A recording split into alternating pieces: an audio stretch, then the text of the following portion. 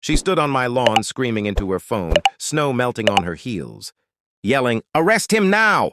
while smoke still curled behind her from what used to be my house. I didn't say a word. My kids were in the truck, wrapped in blankets, eyes wide, watching strangers walk through our burned walls like it meant nothing. Karen slapped a bright red HOA notice on a fence post and said, I was banned from the property for safety reasons. Then she smiled and added, "You should have listened." What she didn't know was this land was never under her HOA, and I wasn't just some guy who lost a house. I picked up my phone, not to argue, not to beg, but to save the footage she forgot existed. And as the sirens finally came closer, one thought stayed calm in my head. She just chose the wrong week to feel powerful. When you're ready, say next, and I'll continue with the second section. By morning, the snow was gray with ash, and Karen was already telling everyone her version. She said I caused the fire, said my kids were unsafe, said the HOA took control to protect the neighborhood. A tow truck showed up and dragged my only car away while my son stood there asking why they were taking our wheels. Karen watched with her arms crossed and said, "Rules are rules." I didn't shout. I didn't fight. I walked into the burned house one last time and pulled a metal box from under the stairs, blackened but locked tight. Inside was more than papers. There was a badge, old but real, and a stack of files I never thought I'd need again. That night, while my kids slept on borrowed couches, Karen filed a police report saying I threatened her. What she didn't know was the cameras she laughed at were still sending video to a cloud account, and every lie she told sounded very different when played back slowly. One line kept echoing in my head as I watched the clips load. She thinks fire erased the truth. It didn't. The next day I was called in for questioning like I was some criminal. Karen sat across the room, smiling, whispering to people, acting calm. She even waved when she saw me. The officer asked why my house burned down right after an HOA warning was posted. Karen jumped in fast. "He's unstable. He refused compliance." I looked at the table and nodded like I agreed. Then I slid my phone forward and said, "Can we start with the full video?" The room went quiet.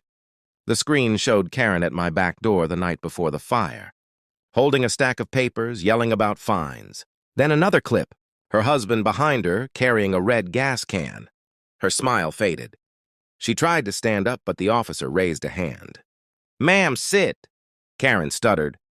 "That's edited." I leaned back and said softly, "Cloud footage doesn't edit itself." Her lawyer wasn't smiling anymore. And while they argued, I got a text that made my chest tighten. "Court schedule confirmed for next week. Judge assigned." I looked at the name twice. Same courthouse, same floor, same courtroom I used to walk into every morning before I ever moved into that house. One thought hit hard and stayed there.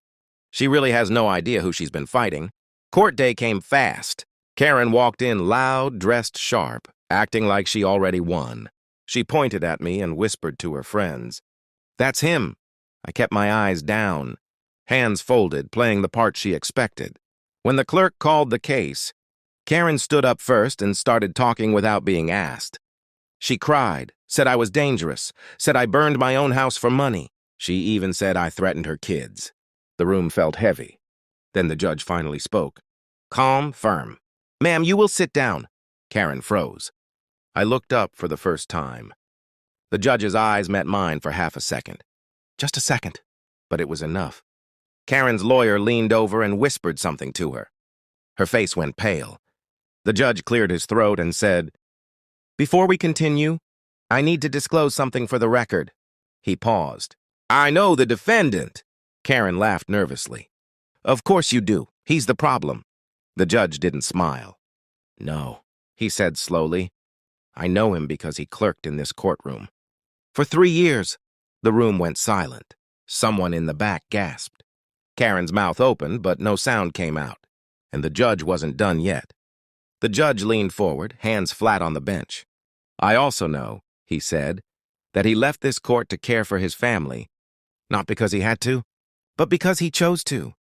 Karen started shaking her head fast. "That doesn't matter," she snapped. "He still burned my property value." The judge looked down at a file and said, "Funny you say that." He lifted a document. "Because this court received evidence last night. He tapped the paper once. Security footage from 3 homes. Timestamps. Clear faces. Karen stood up again, voice sharp. That footage is fake. He hates the HOA. The judge didn't raise his voice. Ma'am, the footage was submitted by the fire. Marshal, a quiet sound, came from Karen's throat like air leaking out. The judge turned a page. It shows you issuing fake HOA notices. It shows your husband carrying fuel onto land you do not own. And it shows you watching the fire without calling for help. Karen started crying then. Loud, messy, trying to pull the room back to her side. He's lying, she said. He planned this. He hates the HOA. The judge didn't look at her. He looked at me. Did you ever file a complaint? I shook my head. No, sir. Why not? I paused. Because I knew this day would come. That line landed hard. The judge nodded and turned to the officer standing by the wall. Please bring in the fire. Report. The officer stepped forward and handed over a folder. The judge read one line, then another. Cause of fire, accelerant. Point of origin, rear entrance. Karen's lawyer stood up fast. Your Honor, we request a recess. The judge said, Denied. Then he added, In fact, I'm expanding this hearing. Karen looked confused. You can't do that. The judge finally looked straight at her. I can when there is evidence of arson fraud and false police reports. Her knees buckled and she grabbed the table. That's when the bailiff moved closer. And that's when I felt my phone buzz again. A message from the county clerk. One line, water rights review completed. I didn't smile. Not yet. The judge read the message I handed over and leaned back, slow and calm. The land Karen tried to control, he said, was never HOA land. The water line she ordered, shut off runs through a legal easement owned by this court. The room went quiet. Karen opened her mouth, but no sound came out. The judge continued. By blocking it, you endangered families. By burning his home, you crossed a line you can't step back from. He nodded to the bailiff. Take her into custody. The cuffs clicked, and that sound felt heavier than the gavel. Outside, snow was melting, sun breaking through like it had been waiting. A week later, the county restored the water, rebuilt access, and cleared my name in writing. Neighbors who once stayed silent brought food, tools, even wood to help rebuild. I stood on my land watching my kids laugh near the new foundation. Warm water running again, clean and free. Someone asked if I felt like I won. I said no. I just got back what was always mine.